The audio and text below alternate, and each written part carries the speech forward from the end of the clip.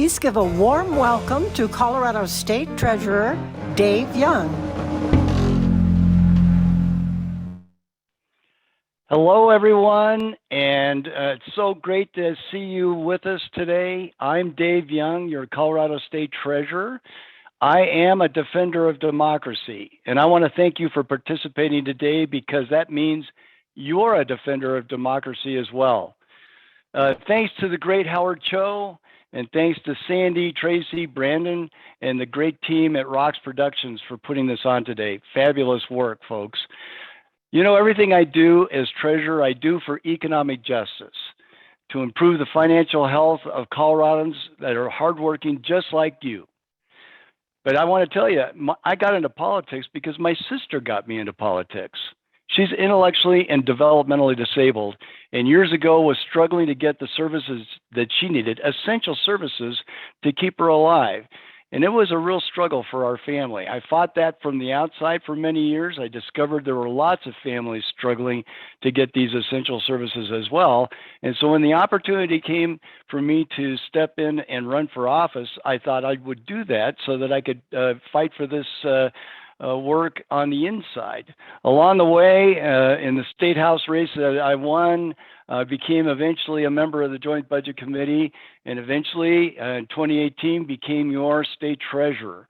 But let me tell you about myself. I am a hard-fired, Weld County Democrat. I'm a lifelong educator and a union leader. That's right, you heard it, I said it. And I've won 4 hard-fought races with that set of credentials. But I'm glad you're here today because I'm asking for your help as I work to win my 5th campaign.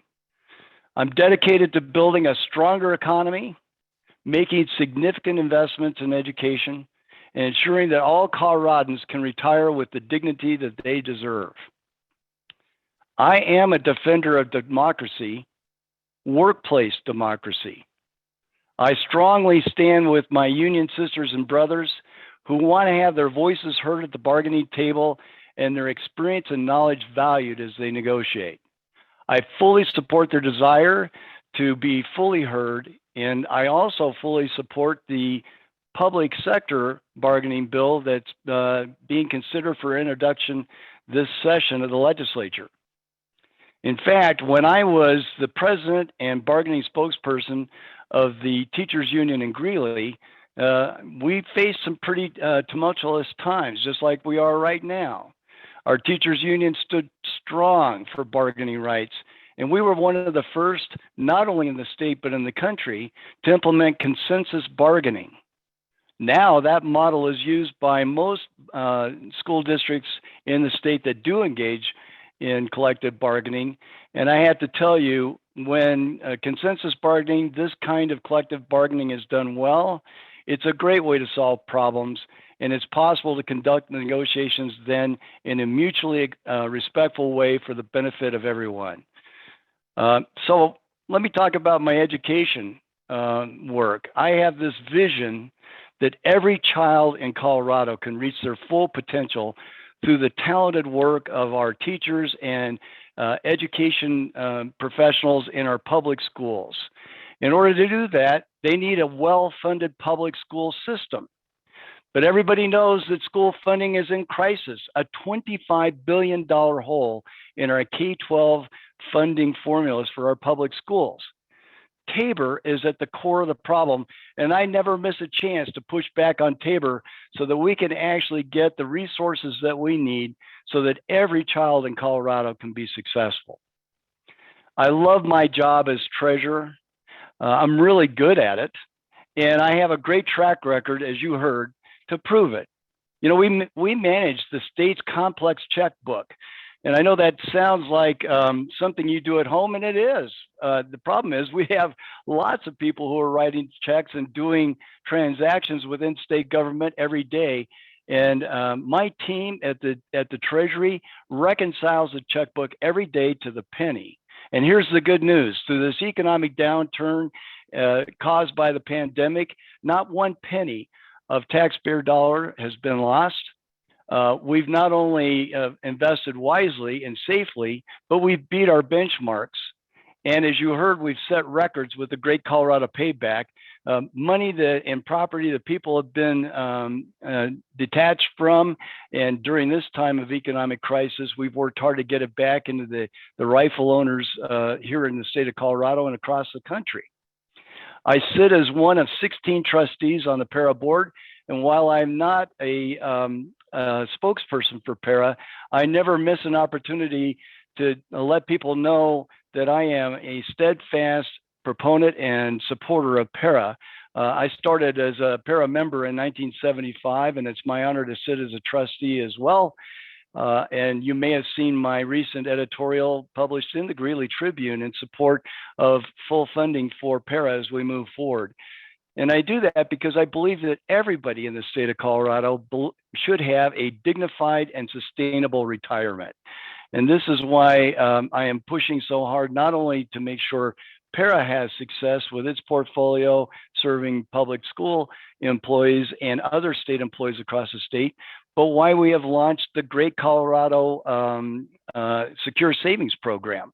There are 1 million people here in the state of Colorado that work in the private sector, 40% of our workforce in the private sector that don't have access to retirement savings at work. And as a result, they're not saving. We are establishing and will have a pilot project by October this year and fully launch in 2023, a program that allows, through payroll deduction, these employees to begin to save. It's an auto IRA opt-out program, and it's had great success in a few other states that are already implementing this. And we're recognized as a leader in the state, in the country, because of the work that we're doing to form multi-state partnerships to move this forward. And so we'll have PARA, public sector workers, sustainable in retirement, and private sector workers, sustainable in retirement. I want to lift everybody up to make sure that they have a bright future and a dignified retirement. You heard about the Climber program. That's fully launched. It's a $250 million small business loan program in the immediate to help us recover from this economic downturn that we've had. We're really focused on outreach to minority-owned, women-owned, and veteran-owned businesses, but it's open to every business. And so we're really excited to do this additional work beyond even the nuts and bolts in the Treasury. You know, I work hard every day to better the lives of all Coloradans. As you heard, love that work, and I want to continue to do it.